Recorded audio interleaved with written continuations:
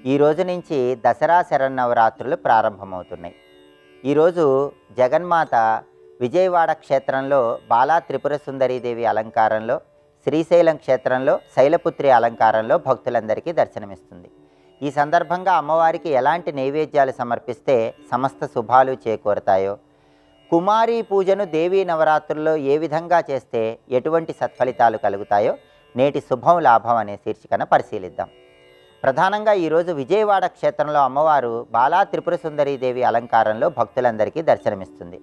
వరద అభయహస్తాలతో 9 సంవత్సరాలు ఉన్నటువంటి బాలికగా లలితా అమ్మవారి హృదయం నుంచి బాలా త్రిపుర సుందరీదేవి ఆవిర్భవించింది. బాలా త్రిపుర సుందరీదేవి సంపూర్ణమైన అనుగ్రహం కలగాలంటే అమ్మవారికి బెల్లం పొంగలి నైవేద్యంగా సమర్పించాలి. అలాగే నవరాత్రుల్లో కుమారీ పూజ అనే పేరుతో బాలా త్రిపుర సుందరీదేవికి సంబంధించిన ప్రత్యేకమైన పూజ చేయాలి. దేవీ నవరాత్రుల్లో 2 సంవత్సరాల నుంచి 10 సంవత్సరాల వయసు మధ్యలో ఉన్నటువంటి బాలికలకు చక్కటి పూజను నిర్వహించాలి. దీన్నే కుమారీ పూజ అంటారు. ఈ పూజ ఎలా చేస్తారంటే బాలికల కాళ్లకు పసుపు రాసి, పరిమళ ద్రవ్యాలు అలంకరించి, హారతి ఇచ్చి, వస్త్రాలు బహూకరించి భోజనం పెడతారు. దీన్నే కుమారీ పూజ అంటారు.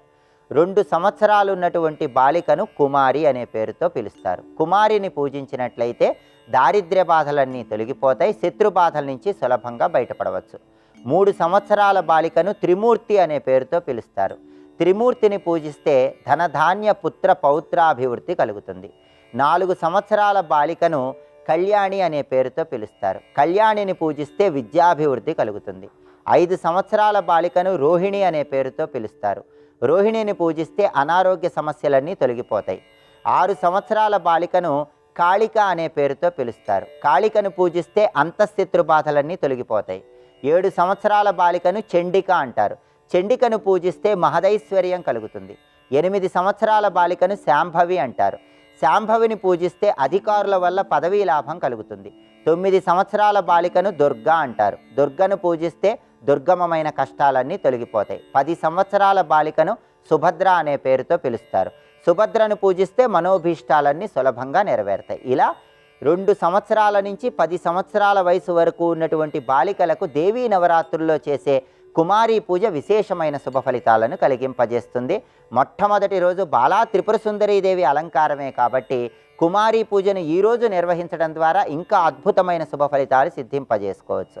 అలాగే శ్రీశైలం క్షేత్రంలో అమ్మవారు శైలపుత్రి అలంకారంలో భక్తులందరికీ దర్శనమిస్తుంది. శైలపుత్రి అలంకారంలో అమ్మవారికి కుడి చేతిలో త్రిశూలము, ఎడమ చేతిలో పద్మము ఉంటాయి. వాహనం వృషభము.